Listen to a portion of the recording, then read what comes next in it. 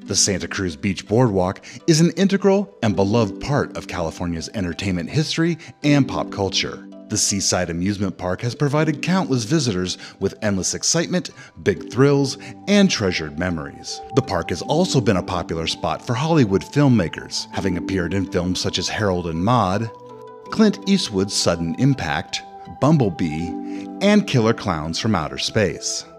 Arguably, the park's most famous appearance is in the classic 80s vampire movie The Lost Boys, starring Kiefer Sutherland, Corey Haim, and Corey Feldman. But the park has a history that goes back much further than the 80s, and it goes something like this. The city of Santa Cruz made its debut as a tourism destination in 1865 when a man by the name of John Librant constructed a public bathhouse near the San Lorenzo River.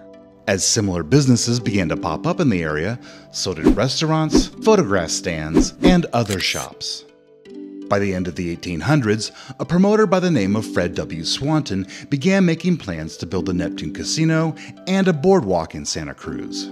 The Neptune Casino opened in 1904, but was only in operation for a little less than 2 years when a kitchen fire broke out and destroyed the uninsured building on June 22, 1906. But that fire didn't spell the end of the Santa Cruz Beach Boardwalk, it was only the beginning. By the end of the summer, an architect by the name of William Weeks was drafting plans for a new casino, the foundation of which was laid by October. On June 15, 1907, the casino, Grand Ballroom, Pleasure Pier, Boardwalk, and the Plunge all opened. In 1908, the Boardwalk opened its first thrill ride, the L.A. Thompson Scenic Railway. A carousel opened in the park in 1911 with 3 rows of horses, all hand-carved by European woodcarver Charles Loof. The carousel, which is still in operation today, also features a 342-pipe Ruth Band organ, which was built in 1894.